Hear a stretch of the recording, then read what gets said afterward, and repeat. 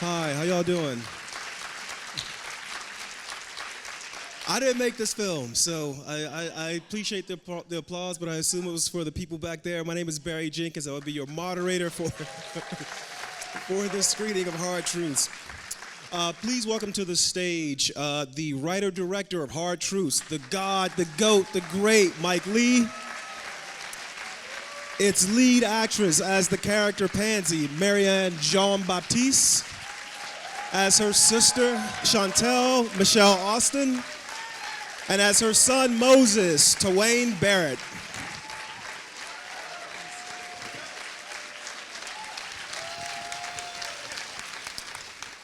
So before we begin, I want to go back roughly 30 years ago, a little more than 30 years ago, 1993, a play called It's a Great Shame. Great Big Shame. A Great Big Shame, which involved the three human beings sitting to my left, Mr. Leigh, Miss Jean-Baptiste, and Miss Austin. Tuwaine, I think you were a little too young to be in that play, but now you guys have reunited for this piece. I just want to hear what it's like to be back in the saddle together again, making this wonderful film. Well, of course, we have to say that shortly after that, yes, we made Secrets and Lies. Just a little movie called Secrets and Lies. And, of course, these two were together because, of course, Michele played Marianne's character Hortense's best friend. So this is our third collaboration. What's it like? Yeah, what was it like? What's it been like? What this is like? Great. It's great. I mean, you know, it's a joy to work with these guys. And that's all I can say. I don't know what you think about it. Yeah, it was great. I mean, you know, we had a lot of fun. We love each other in life, and to be able to spend an extended amount of time together, working in the way that Mike works, was just really rewarding and supportive, you know. Yeah. And Miss Austin? I suppose it was also nice to know that you could still do the method, you could still do it. you still remembered how to do it. Yeah, but it was wonderful, and we all have a wicked sense of humour. So there's a lot of laughter amongst all of the kind of great work and hard work. So yeah, it was wonderful. I mean, I suppose I should say, apart from anything else, that being 30 years older, I mean, these guys, they were young actors, young actresses, and now they are, if they don't mind me saying so. Careful. Middle-aged. But they bring with all of that life experience. So it was richer and rounder and deeper and, you know. Which isn't to say that the young actors who are involved, not least amongst whom is the little chap at the end there,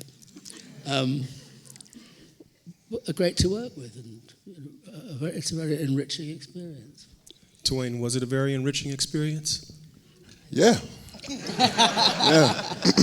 It was great. I mean, to work with Mike and not truly understanding or actually being prepared for the way in which he works was a beautiful feeling.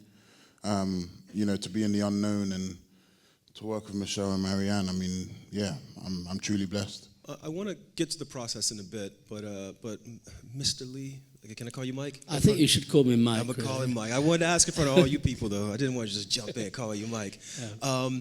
I want to talk about, how did you come up with this scenario? This is all due respect, this is a black-ass film. It really, really is. So what was the process of deciding you were going to make this film, coming up with the scenario? Well, I mean, I have to say about that is that I've made a lot of films about different sections of society. For me, it's too obvious to say, I mean, people are people, we are all people. You know, I've done a wide range of things, apart from looking at those remote people in the 19th century in several of my films. it seemed time to do this. I mean, I've had black characters here and there in my films, not least amongst which was Secrets and Lies. For me, it's not a big deal, really. I mean, apart from anything else, I mean, it's not as though I've lived in a world completely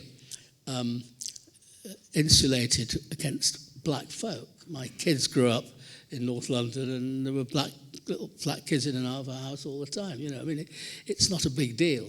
But yes, it was a deliberate decision, and it started in the first place.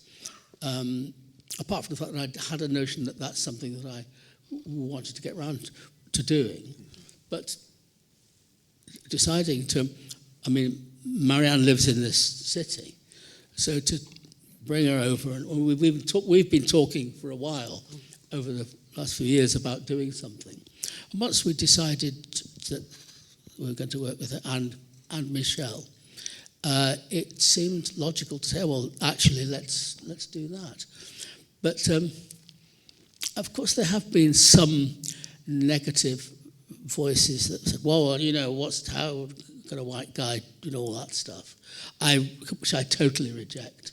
It's offensive and irrelevant, and that's all I have to say about it. It is offensive and irrelevant. I will say, having watched the film, I assumed that there were little black kids going through your house as your kids were coming up. It just felt that way. And also, too, there's a difference between looking and seeing. And I'll just say you are a person who sees people, who doesn't just look at them. Thank you. So I appreciate that. Let's talk process. I want all of you, yeah, y'all can clap for that. I want all of you, and I know you guys have been doing a lot of these screenings and conversations, but what you guys do is so different than what anyone else does, myself included. I want you guys to explain just the process of making a Mike Leigh film in a way as if no one here has ever heard it. You can all speak your perspective on what that's like. I'll start with you, my friend. Start with me. Yeah. Well, the first thing to understand is that, yeah, we know, there isn't a script. We make these films, this film being no exception, by embarking on a journey of discovery as to what the film is. We make the film up during the course of the whole procedure of doing it. You can understand it if you think about the way that painters paint pictures, novelists write novels, dramatists write plays, poets write poems, sculptors, potters, musicians, not least. That's what we do. I have ideas floating around, but for me, it's about really discovering what it is by embarking on it. So I sit down with each actor separately, individually, privately, and I will say to the actor, make a list of, as long as you like, of all kinds of real people that you've known. I don't say we're looking for this or that. I just have a list. And I mean, how many were on your list for this? 130 something. Yeah, that's a lot. So we spend a lot of time. Marianne talks about this person, that person, and I gradually say, let's get rid of her. Let's get rid of her. And what I'm doing is starting to think about the potential. And I'm doing that parallel with working, say, with Michele on other days. One in the morning, one in the afternoon, somebody the next morning, whatever. And then we whittle it down to a small number of source people, which we then, by means I won't describe here, put together. And from that starts to evolve the embryo character. And to cut a long story short, it's a whole process of putting the characters together, building their mutual lives, relationships, backgrounds, going through their entire lives from their birth up to some time present. And also doing research. And of course, one of the main things that happens on a massive scale is a huge amount of improvisation in character, which brings the whole world of it into existence. We do that for sustained length of time. In the case of this film, we did this sort of thing for 14 weeks. 14 weeks. And Not 40 weeks. not 40 weeks. No, although we've made, on something like Secrets and Lies and other films, we've had 6 months, That's slightly to do with the scale of the cast and the size of the budget and things. At the end of which, we've got the premise of the film. I then write a sort of very simple potential scenario, and then, scene by scene, sequence by sequence, location by location, we build the scenes as we go. Now, one of the myths about my films, and again I'm talking very much about this one, because everyone knows that somehow improvisation is involved, that what you are watching is actors improvising in front of the camera. You are not. Because everything that we shoot, we have scripted through rehearsal. I never go away and write a script and bring it back. We start with improvising, and then we say stop and let's break that down and let's build it up, and we distill it into something very precise, which we then work out how to shoot.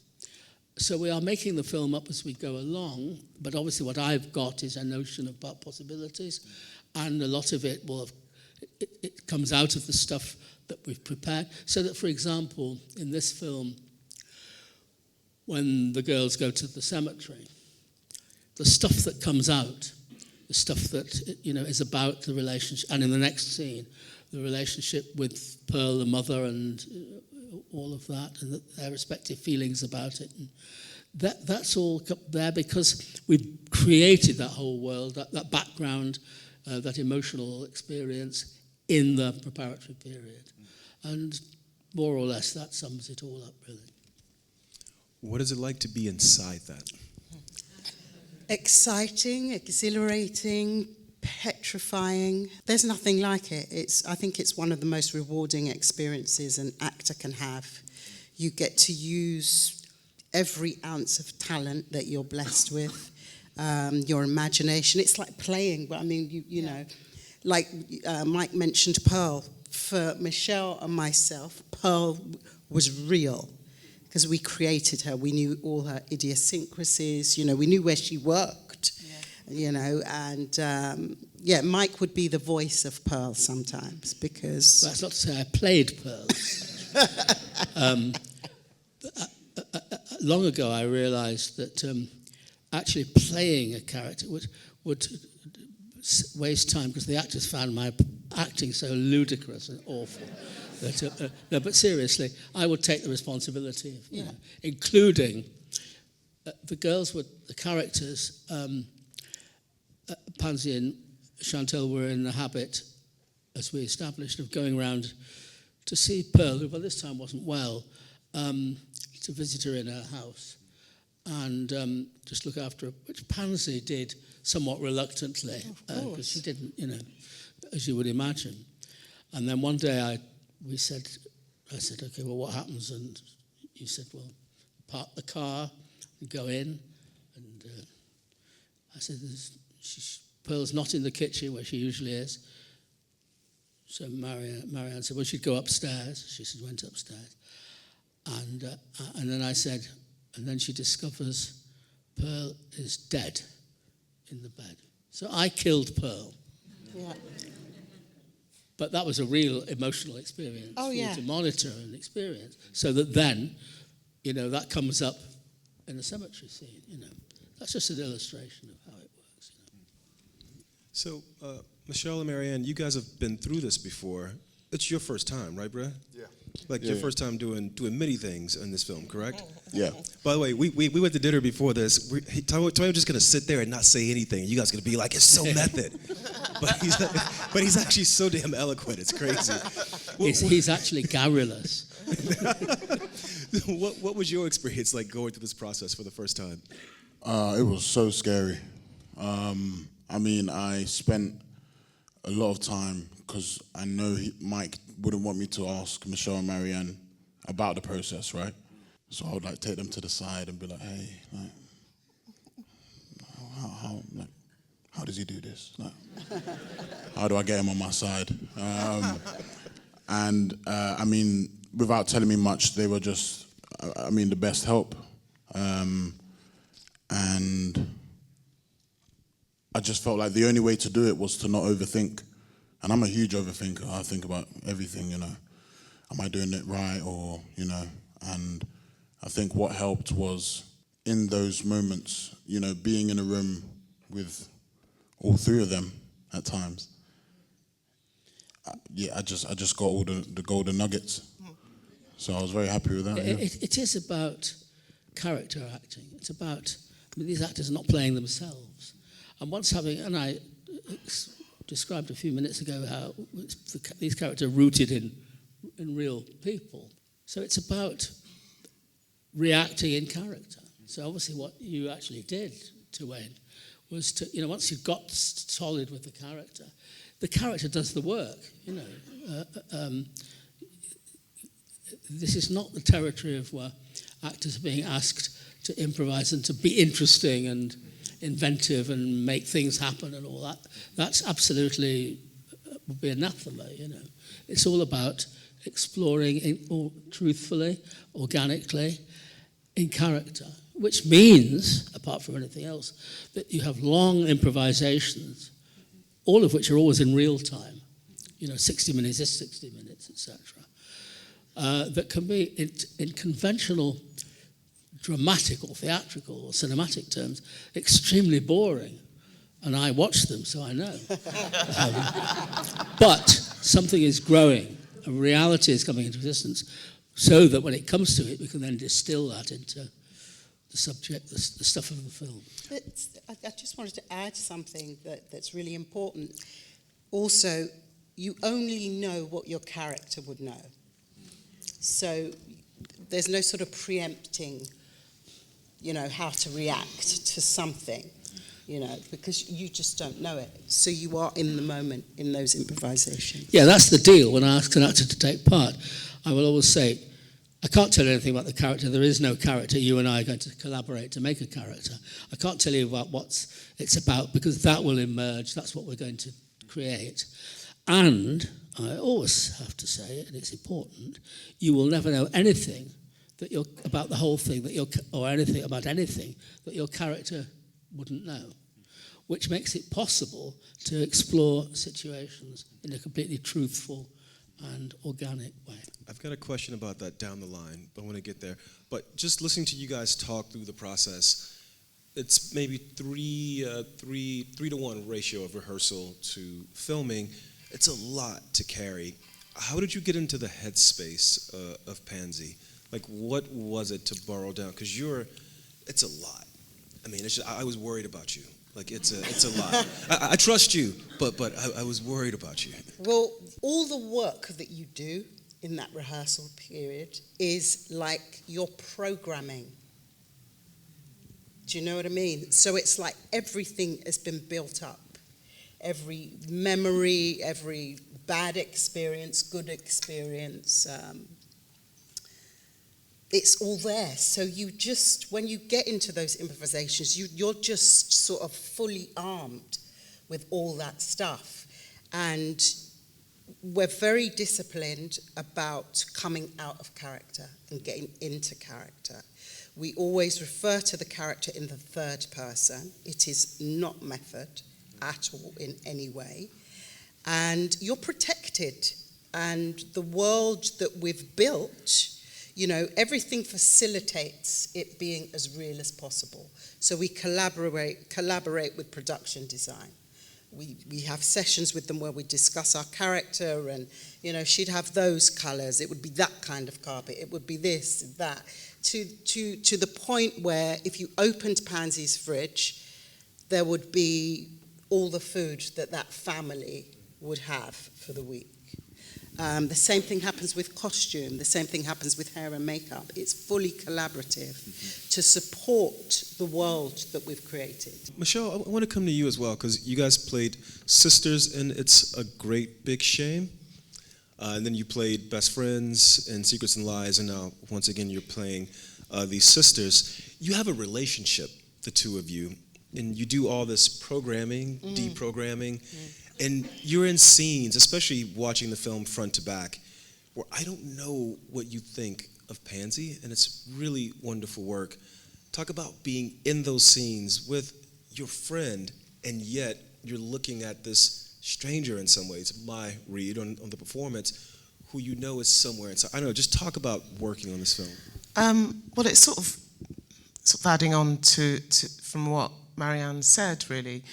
In all the character work that we're doing, we are building up a relationship from literally from when Chantel is born. So you've got all of those memories, and we've talked through the holidays, the birthday parties, the going to school. We've done all of that. So in all of that work, there has been all of the reactions that maybe Chantel has had against all the things and all the reactions that Pansy's had. So sort of there is a kind of lifetime in the back of your actor's head about what is going on between those people. I mean, it is what's really helpful, again, and of course with actors, you work with actors that you don't know very well, and you have to construct, relationships that seem close and intimate. But what is helpful between me and Marianne is that we have been friends for 30 years. So the difficult stuff it's okay to deal with it. It's not, it wasn't a problem. I mean, I have to be really honest. When I watch it, and I do watch it, and it's not really, and we talked about this, it doesn't feel like us. So when I watch it, I really struggle, because I think, oh my gosh, why isn't she doing this? And she really needs help. But and all of that, and all of those things, I do have that kind of physical reaction as well. But, we're dealing with, we're rooting these people in truth. And as we know, it's in families, and it's very hard to help people. People have to help themselves, and, all of that. So I feel, in a really good way, I feel separated from it. But the first few watches was really hard. Really hard, yeah.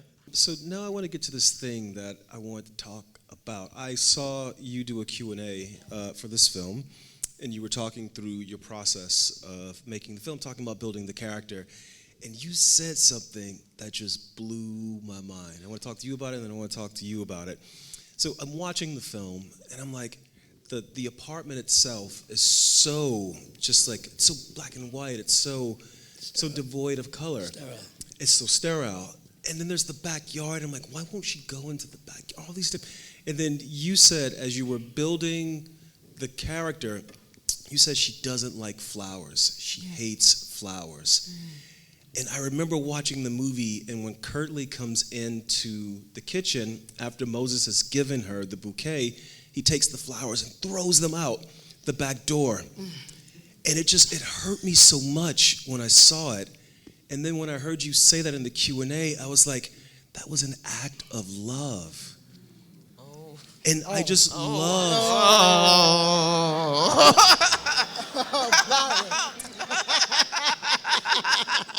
Well, let me have my read. Let me have my read. Okay. Because you never have to see the flowers again. You never have to see them again. You're a lovely man. You really are. But I thought now I I'm gonna liked come to you, but I really love you now. You are just the worst. You are just such a magician. Like at what point in building the scenario when the character, she says that, and you're like, Moses is gonna give us, and then Curtly's gonna come in, he's gonna hoof. What's the question? There is no question. I'm just bowing down. There is no question. There is no question. Well, if there's no question, there's no answer. What are you asking? What would you like to ask When you me saw about? the film, what did you think of that? I clearly had one read. Well, I mean, And I think the question I'm asking is, there's so many discoveries for you guys, I imagine, when you see this stuff back. It's like you guys create a text together, but the text is not yours in a certain way. It belongs to the characters, I guess. It's such a strange way of working. It's beautiful. But it's completely logical. Completely Logical way of working, as far as I'm concerned.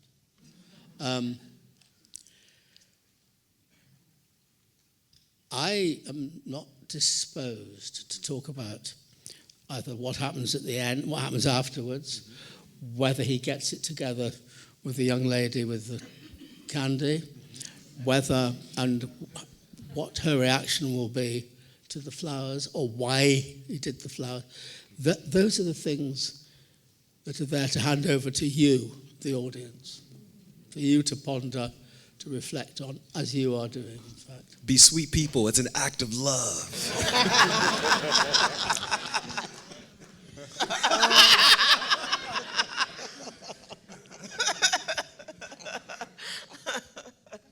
I'm still protecting her. Sorry, you know.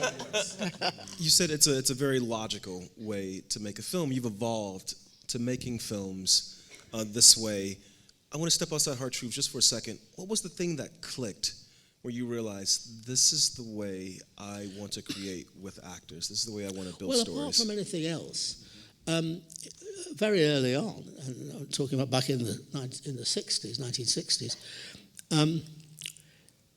I started to realize that I suppose, if I'm honest, I suddenly, at a point in time, conceived the notion that writing, rehearsing could be combined. Actually, there were other things going on at that time in the 60s when I was at a very early stage. Happenings and improvisational things that were coming across from New York, that we were hearing. Other stuff too, and stuff to some degree in the movies, So I had this kind of notion, and I had the opportunity to start experimenting with it. So it kind of grew, really, basically. And it seemed, it's just, I mean, I see actors as creative artists in their own right, in this context, to collaborate with, not just interpreters, Yes, a round of applause for that. These guys have to catch a red-eye flight, so I'm going to toss it. What? So I'm going to toss it to you guys. Any last words to share with this room, just with this group? It feels like there's great energy in the room. So if there's anything you want to say to these folks. Oh, I thought it was going to be a question. Well, it's been very nice talking to you. Tuwaine Barrett, Michele Austin, Marianne Jean-Baptiste, and the God, Mike Leigh.